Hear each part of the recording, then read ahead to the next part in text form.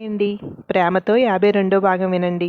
మాట్లాడకుండా కూర్చున్న సునందని చూస్తూ, ఏంటి మేడం ఆలోచిస్తున్నారు? ఏదైనా చేద్దామనా? టైం వేస్ట్ మేడం, పట్టించుకోకండి. ఆయన ఈ డిపార్ట్మెంట్లోనే పనిచేశారు, రిటైర్ అయ్యారు. ఎన్ని కేసులు చూసుంటారు.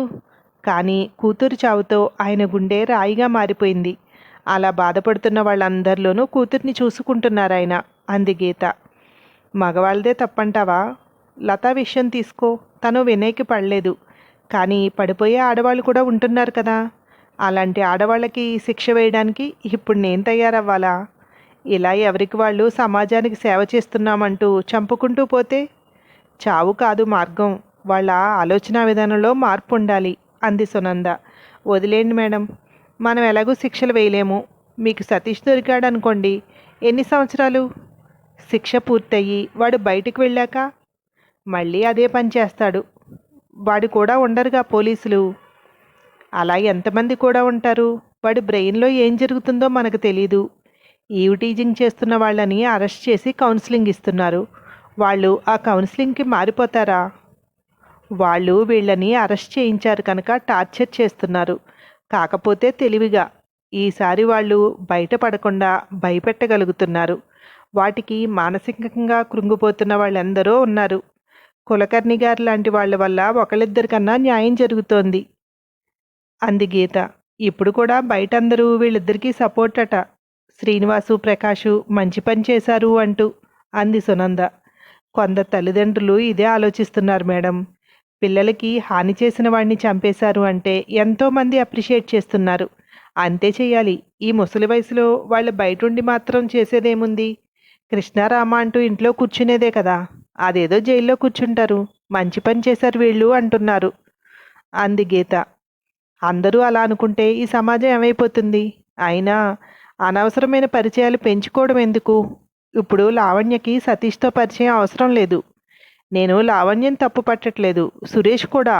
ఎందుకు పరాయివాడితో అంత పరిచయం? అతనెవరో వీళ్ళకి తెలీదు. వాళ్ళింట్లో పనిచేయడానికి వస్తే వాడికి అంత చనువా? అంది సునంద. తీయగా కబుర్లు చెప్పేవాళ్ళని అందరూ నమ్ముతారు మేడం. అవి మంచైనా చెడైనా కానీ. సతీష్ని తీసుకోండి. వాడికి ఎంతోమంది అమ్మాయిలతో సంబంధం ఉంది అంటున్నారు. వాడు మాటలు అంత బాగా మాట్లాడతాడు, అమ్మాయిల్ని పడేసేలాగా, అంది గీత. అవును, నాకు అర్థం కాదు. మాటలకి ఎలా పడిపోతారు? 4 తీయని కబుర్లు చెప్పి వాళ్ళని పొగిడేస్తే ఇక వాళ్ళు ఎక్కడికి రమ్మంటే అక్కడికి వెళ్ళిపోతారా? నిజంగా అంత దిగజారిపోయి ఉన్నారా? ఒకప్పుడు ప్రేమించి ఇంట్లో నుండి వెళ్ళిపోయి పెళ్లి చేసుకునేవారు. ఇప్పుడు అలా కాదు, భర్తని పిల్లల్ని వదిలేసి వెళ్ళిపోతున్నారు. ఇది ప్రేమేనట. సరేలే, సమాజం గురించి మాట్లాడాలంటే ఆడవాళ్లలోనూ మగవాళ్లలోనూ తప్పులు కోకొల్లలు ఉన్నాయి. వాటిని అధిగమించి బ్రతుకుతున్న వాళ్ళు ఉన్నారు. ఇప్పుడేంటి, ఆ కులకర్ణి గారిని అలాగే వదిలేయాలా? ఆయన్ని చూసి ఇంకొకరొస్తే, అంది. అందరికీ అంత తీరిక లేదు మేడం. ఆ కష్టం వచ్చిన వాడికే ఈ కష్టం గురించి ఆలోచన ఉంటుంది. మిగిలిన వాళ్ళు సినిమా స్టోరీనో షార్ట్ ఫిలింనో చూసినట్టు దీని గురించి 4 రోజులు చెప్పుకుంటారు, ఆ తర్వాత వదిలేస్తారు, అంది గీత. ఆలోచిస్తోంది సునంద. అదే చావైతే అలా చేయాలనుకున్నప్పుడు ఆ చావు గుర్తుకు రావాలి. రావాలి అంటే అది భయంకరంగా ఉండాలి. అలా భయంకరంగా ఉన్నప్పుడే అలా చేసే వాళ్ళందరి గుండెల్లోనే నిలిచిపోతుంది. అందుకే ఆయన ఆ దారి ఎన్నుకున్నారు, అంది గీత మళ్ళీ. నువ్వు ఆయన్ని సమర్థిస్తున్నావా? అంది సునంద. అవును మేడం. నేను ఈ వృత్తిలోకి వచ్చిన తర్వాత ఎంతోమంది అమ్మాయిల మానసిక వేదనలు నాకు తెలుసు. చేతనైనంతలో సాయం చేస్తూనే ఉన్నాను. కానీ చాలామంది ఇంకా బాధపడుతూ కూడా ఉన్నారు. ఇప్పుడు ఈ సంఘటన చూసిన తర్వాత నేనేం చేయలేనా అనిపించింది నాకు, అంది. నువ్వు దీంట్లో దిగుతున్నావా? అంది సునంద. లేదు మేడం, నాకంత ధైర్యం లేదు. అందుకే పూర్తిగా ఎంక్వైరీ చేసి ఆయన వదిలిన 2 క్లూలను కూడా నేను క్లీన్ చేసేశాను. ఇక మీకు దొరకవు. అది నేను ఆయనకి ఇస్తున్నా నా సపోర్ట్, అంది గీత. ఆశ్చర్యంగా చూస్తోంది సునంద. నేను వస్తాను మేడం. వస్తాను అనకూడదేమో, ఎందుకంటే ఇక మీరు నన్ను పిలవరని నాకు తెలుసు. ఈ కేసు వల్ల ఇప్పుడు ఇలా అనిపిస్తోంది, కానీ లేదంటే నేను మామూలుగా చేసేది కూడా అదే కదా. అమ్మాయిలను ఏడిపిస్తున్న వాళ్ళని, వీడియోలు చూపించి బెదిరిస్తున్న వాళ్ళని భయపెట్టి వాళ్లకు తర్వాత పడే శిక్షలు ఎలా ఉంటాయో వివరించి వాళ్ళ అమ్మ నాన్నల వరకు తీసుకువెళ్ళి వాళ్ళని కట్టడి చేస్తున్నాను. కులకర్ణి గారు కూడా ముందు అదే చేశారు మేడం. సతీష్ని దగ్గర దగ్గర నెల రోజులు లావణ్య జోలికి వెళ్ళొద్దని హెచ్చరించారు, బ్రతిమాలారు. తల్లిదండ్రులు వెళ్ళి డబ్బులు ఇస్తామన్నారు. వాడు దేనికి లొంగలేదు. ఒక్క లావణ్యే కావాలనుకున్నాడు. వాడి పిచ్చేంటో చెప్పమంటారా మేడం? వాడు ట్రిక్కులకి పడకపోవడం, రోజు చూస్తూ మాట్లాడుతూ ఆ అమ్మాయికి సాయం చేస్తున్నాడు. ఏ రోజు కూడా వేరేగా ప్రవర్తించకపోవడం. వీడేదైనా మాట్లాడినా ఆ అమ్మాయి ఫ్రెండ్లీగా తీసుకుని రిప్లై ఇవ్వడం. ఒంటరిగా ఉంటూ నేనింత దగ్గరగా ఉన్నా కూడా ఈ అమ్మాయి ఎలా ఉంది? వాడికి ఆశ్చర్యమైన విషయం అదే. ఆ ఒక్క పాయింట్ వాడికి లావణ్య మీద ప్రేమతో పిచ్చి కలిగించింది. వీడు ఆశించిన అమ్మాయిలందరూ వీడికి లొంగలేదు మేడం. వీడు కుక్కలా తిరిగినా వాళ్ళు అస్సలు లొంగలేదు. వాళ్ళకి ఇంట్లో ఎవరో ఒకరు ఉండేవారు కనుక వాళ్ళకి చెప్పడం, లేదంటే వాళ్ళకి చెప్తామని బెదిరించడం చేసేవారు. వాళ్ళకి ఇంట్లో వాళ్ళు ఉన్నారని ధీమా ఉంది, అందుకే అలా ప్రవర్తించారు. అది లైట్ తీసుకున్నాడు. మరి వాళ్ళు ఇక లొంగరు అనుకుంటే వదిలేశాడు చాలామందిని. సాధారణంగా వీడు ఇష్టపడితే వాళ్ళు ఇష్టపడిన వాళ్ళే ఉన్నారు, ముఖ్యంగా మౌనిక లాంటి వాళ్ళు. ఆ అమ్మాయి అన్ని సంవత్సరాలు భర్తకు తెలియకుండా ఎలా మేనేజ్ చేసిందో నాకైతే అర్థమే కాలేదు. పైగా పిల్లలు కూడా ఉన్నారు. వాడికి లొంగక వాడికి ఎదురు తిరిగి తండ్రితోనో అన్నతోనో తిట్టించిన వాళ్ళని కూడా నేను కలిశాను మేడం ఈ కేసులో. వీడు ఎంత డబల్ మీనింగ్తో మాట్లాడినా లావణ్య పట్టించుకోకుండా వీడితో ఫ్రెండ్లీగానే ఉంది. అలాంటి సంభాషణను కూడా ఫ్రెండ్స్ మధ్య సంభాషణలాగే ఫీల్ అయింది. వాడు తన భార్య గురించి ఆలోచించలేదు మేడం. నిజంగా అమ్మాయి చాలా గ్రేటు. తనకి మేనమామ అంటే చాలా ఇష్టం. అతను తాగి వచ్చి ఇంట్లో గొడవ పెట్టుకున్నా కానీ అతన్నే సపోర్ట్ చేస్తుంది. తల్లిని అందరినీ వ్యతిరేకించేది అతని కోసం. మామ ఏదంటే అదే కరెక్ట్. మరి లావణ్యకి సురేష్ మీద ఉన్న ప్రేమ కనిపించింది, కానీ సతీష్కి, గౌరీకి తన మీద ఉన్న ప్రేమను చూడలేకపోయాడు. అలా ఉన్న ప్రేమ వీడికి ఎప్పుడో సొంతమైంది కదా మేడం. మనకి ఎదురుగా ఉన్నది కనిపించదు, దూరంగా ఉన్నదే కావాలనిపిస్తుంది. అదే వీడి విషయంలో జరిగింది. ఏంటి మేడం, నేను చెప్పేదంతా వింటున్నారు, మీరు మాట్లాడట్లేదు అంది గీత. నువ్వు మాట్లాడనివ్వట్లేదుగా, ముందరి కాళ్ళకి బంధం వేసేస్తున్నావు అంది సునంద. సరే మేడం, నేను బయలుదేరుతాను అంది లేచి బయటికి నడుస్తూ. సరే, ఎవరినైనా పంపించనా అంది సునంద వెనుక నుండి. వద్దు మేడం, నేను వెహికల్లోనే వచ్చాను. మీ పోలీస్ జీప్లో వెళ్తే ఇప్పుడు జనాలు నన్ను కేసు నిమిత్తం అరెస్ట్ చేశారని చెప్పినా చెప్పుకుంటారు. అందరి దగ్గరికి తిరిగి ఎంక్వైరీ చేశాను కదా అంది నవ్వుతూ. వెళ్తూ వెళ్తూ, ఈ కేసు విషయంలో ఇక అరెస్ట్ ఏం వద్దులేండి మేడం అంది. సునంద అవును కాదు అనకుండా నవ్వుతూ చూస్తోంది. వెళ్ళిపోయింది గీత. గీత వెళ్ళాక విక్రాంత్కి ఫోన్ చేసింది సునంద. ఇంటికి వచ్చేసావా అంది. ఇప్పుడే వచ్చాను అన్నాడు. ఒకసారి రాగలుగుతావా? వద్దు, నేనే వస్తున్నాను, ఇక్కడేగా అని కాల్ కట్ చేసింది. అతన్ని ఇక్కడికి రమ్మని మళ్ళీ ఇంకొకళ్ళ దృష్టిలో అనుమానపడ్డం ఎందుకు, అక్కడికి వెళ్ళి మాట్లాడితే అయిపోతుంది అనుకుని వాళ్ళు గుమ్మం దగ్గరికి వెళ్ళేసరికి విక్రాంత్ బయట నిలబడి ఉన్నాడు. రండి వదిన లోపలికి అంది ఉష సునందన్ చూస్తూనే. లేదురా, కేసులో కొన్ని పాయింట్లు ఐడియా వచ్చాయి, విక్రాంత్కి చెప్దామని అంది. ఉష, నా టేబుల్ మీద నోట్బుక్ పెన్ను ఉంది, తీసుకురా అని సునంద వంక చూస్తూ. సునంద, ఇక్కడ కూర్చుందామా లోపల కూర్చుందామా అన్నాడు. ఇక్కడే కూర్చుందాం అంది. 2 కుర్చీలు తెచ్చి అక్కడ వేశాడు. ఉష నోట్బుక్ పెన్నో తీసుకొచ్చి మళ్ళీ లోపలికి వెళ్ళి ఒక చిన్న టేబుల్ తెచ్చి వాళ్ళిద్దరి మధ్యలో వేసింది. ఏమైనా తీసుకుంటారా? మీరు వెళ్ళేటప్పుడు భోంచేసి వెళ్ళాలి, నేను వంట చేసేస్తున్నాను అంది. ఎందుకు అంత శ్రమ, ఇక్కడేగా, నేను వెళ్ళి చేసుకుంటాలే అంది సునంద. ఏం అవసరం లేదు, నేను చేసేస్తున్నాను, మిమ్మల్ని డిస్టర్బ్ చేయను. ఇదంతా అయిపోయాక మాత్రం లోపలికి రండి అంది తను లోపలికి వెళ్ళిపోతూ. తన మాట విన్నావా? తనే అన్నీ చెప్పిస్తుంది, మన సమాధానం కోసం చూడదు, మనం ఏం చెప్తామో కూడా ఆలోచించదు. తను చెప్పాలనుకున్నది చెప్పేసి వెళ్ళిపోతుంది అంతే అన్నాడు వెళ్తున్న భార్యను చూస్తూ. ఇప్పుడు నీకు తన మాటలు సమస్యలే కనపడుతున్నాయా? నీ ఆన్సర్ కోసం వెయిట్ చేయట్లేదు, సంతోషించు. ఏమైనా ఉషా మంచి అమ్మాయి అంది సునంద. ఎంతైనా నువ్వు ఆడవాళ్ల పక్షపాతివి అన్నాడు. సరేలే, ఇప్పుడు గీత ఏం చెప్పిందో తెలుసా అంటూ విక్రాంత్కి మొత్తం వివరించింది సునంద. అరే, ఆ రోజు ఇన్వెస్టిగేషన్కి వెళ్తే అక్కడ ఉన్నారు, సరిగ్గా అదే షాప్లో కూర్చుని మాట్లాడారు మాతో. ఓహ్, ఇదంతా ఆయన చేశారా అన్నాడు. నేను చెప్పింది పూర్తిగా విన్నావా? బుర్ర ఎక్కడైనా పెట్టావా? అంది సునంద. విన్నానుగా. కులకర్ణి గారి గురించి చెప్పావు అన్నాడు. మరి మళ్ళీ ఆయన చేశారు అంటావు? ఆయన చేయలేదు, ఆయన చేద్దామనుకున్నాడు, ముందే వీళ్ళిద్దరూ చేసేశారు అంది. అదే, నేను ఆయన్ని ఇంతకు ముందు చూశాను అనే ఎక్సైట్మెంట్లో నేను అది చెప్పలేదంతే, నాకు అర్థమైంది అన్నాడు. ఇప్పుడు నా ముందున్నవి 2 ప్రశ్నలు. ఆయనకి సంబంధించిన కేసులన్నీ బయటికి లాగుదామా, లేదంటే ఆయనను కలిసి ఇలాంటివన్నీ వద్దు సార్, ఏదైనా ఉంటే చట్ట ప్రకారం చూద్దాం, నేను మీకు అండగా ఉంటాను అని చెబుదామా అంది. రెండోది బెటర్ అన్నాడు. కదా, నాకు అదే అనిపించింది. ఆయన్ని కలుద్దాం ఒకసారి అంది. ఈ టైంకి వెళ్తే బాగోదేమో అన్నాడు. వెళ్దాం ఒకసారి అన్నాను. నేను ఇప్పుడే అన్నానా? చూద్దాం, వీలైతే రేపు వెళ్దాం. మనం లేట్ చేసే కొద్దీ మళ్ళీ ఇంకో ప్రాణం తీస్తే అంది. ఇప్పుడు నువ్వు హెల్ప్ చేస్తానని చెప్తావు. నేనున్నంతసేపు నేను హెల్ప్ చేస్తాను, నువ్వున్నన్ని రోజులు నువ్వు చేస్తావు. అదే ఎక్కడో అయితే, ఈ స్టేషన్ పరిధిలో కాకుండా ఇంకో స్టేషన్ పరిధిలో అయితే అప్పుడు నువ్వు చేయగలవా? నువ్వు చెప్పింది ఆ పరిధిలో వాళ్ళు వింటారా? ఆలోచించు. మనం ఇది కూడా ఆలోచించాలి కదా. ఆయనకు పూర్తిగా మాట ఇచ్చేస్తావా?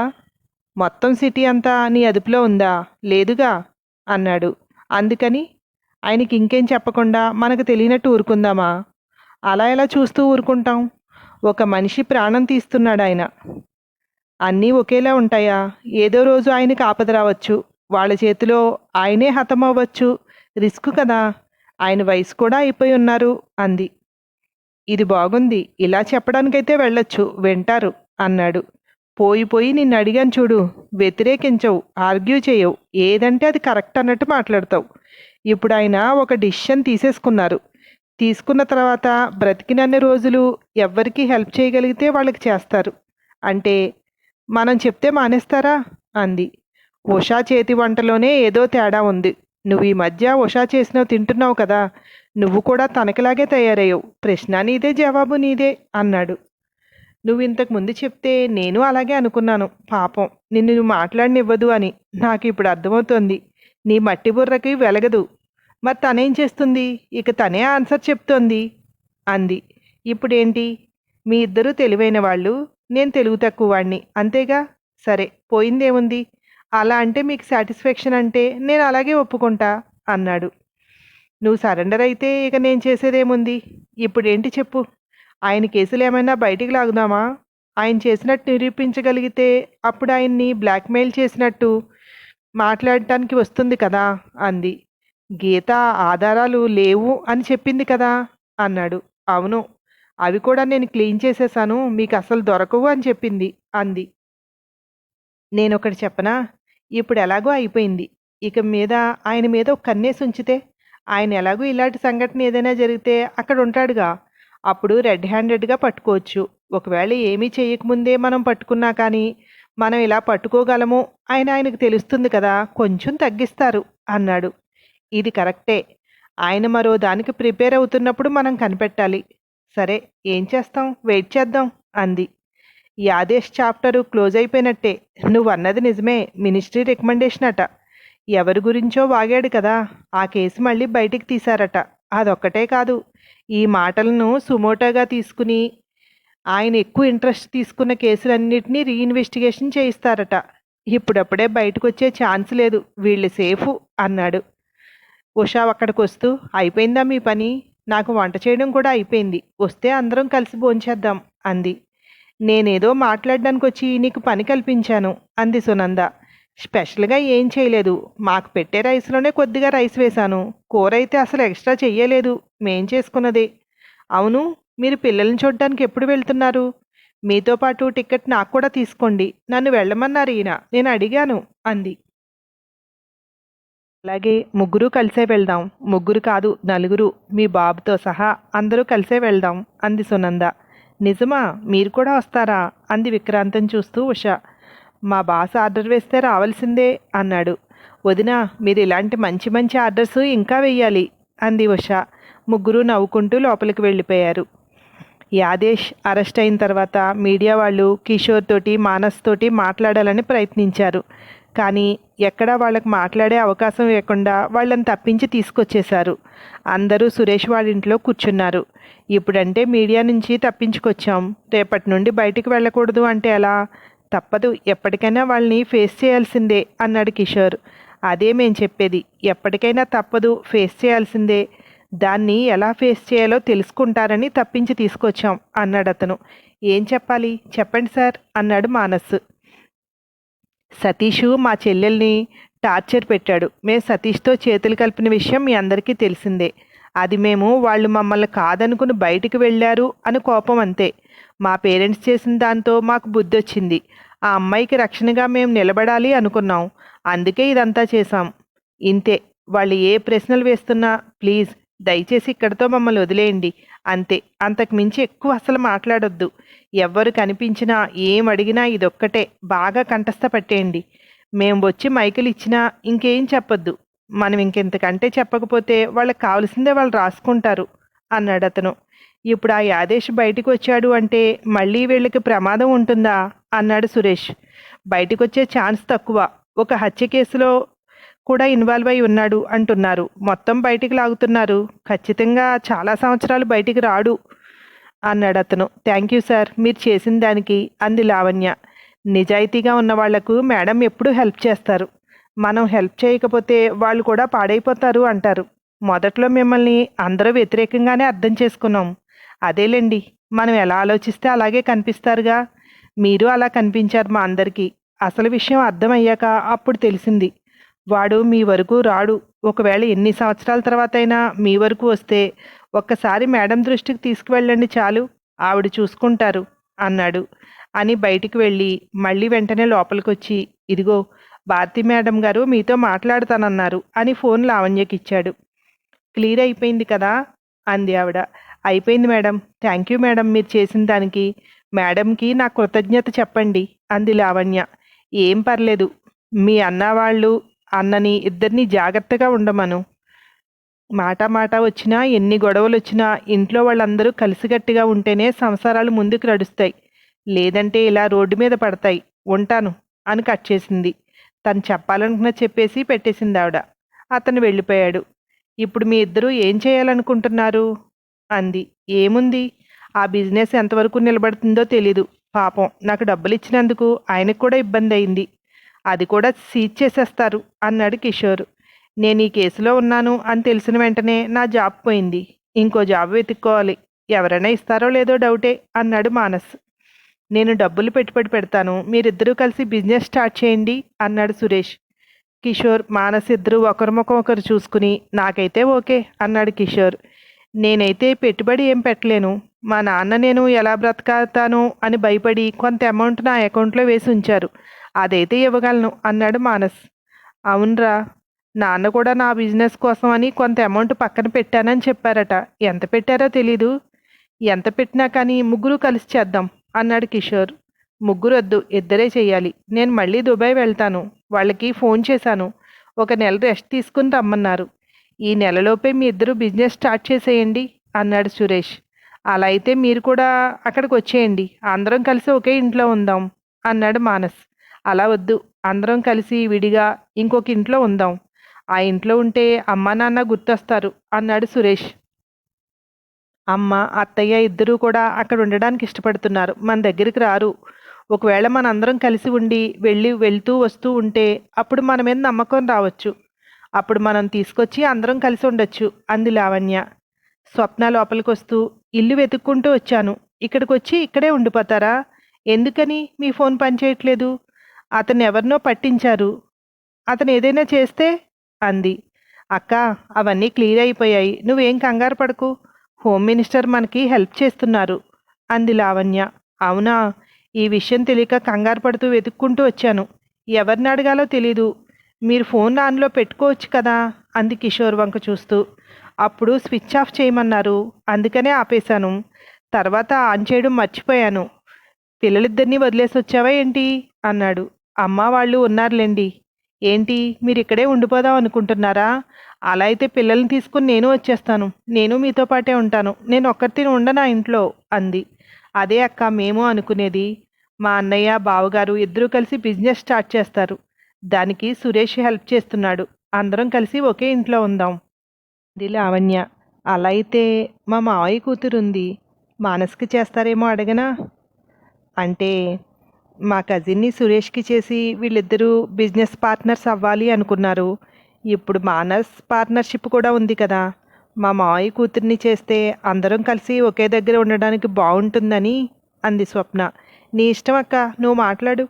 వాళ్ళకి అభ్యంతరం లేకపోతే అలాగే చేసేద్దాం. మనిద్దరం ఆడపడుచులమే. పెద్దదానివి కదా, నువ్వు నిర్ణయం తీసుకో. నీకు నచ్చితే చేసేద్దాం అంతే అంది. నిజమా? మనం ఇలా కలిసికట్టుగా ఉంటే ఎంతో బాగుంది కదా. మనలో మనమే గొడవలు పడి మన కుటుంబాన్ని మనమే బయట పెట్టుకున్నాం. పాపం మావయ్య గారు పరువు పరువు అనేవారు. మీ నాన్న కూడా నీ మీద ప్రేమతోటే కదా ఇదంతా చేశారు అంది. పిల్లల మీద ప్రేమ తల్లిదండ్రుల్ని ఏం చేయడానికైనా సిద్ధమన్నట్టు చేస్తుంది. మనల్ని రక్షించడం వాళ్ళ బాధ్యత అనుకున్నారు. అందుకే అన్నీ వాళ్ళ మీద వేసుకుని వాళ్ళు వెళ్ళి జైల్లో కూర్చున్నారు. లాయర్ని మాట్లాడేమో, చూద్దాం, శిక్ష తగ్గుతుందేమో అంది లావణ్య. ఇన్ని అనర్థాలు ప్రేమతోనే జరిగాయి. ఒకరి మీద ఒకరికున్న ప్రేమ, అది మంచికైనా చెడుకైనా.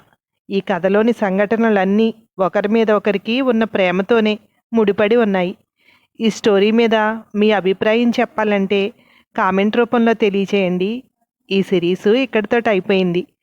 Thank you.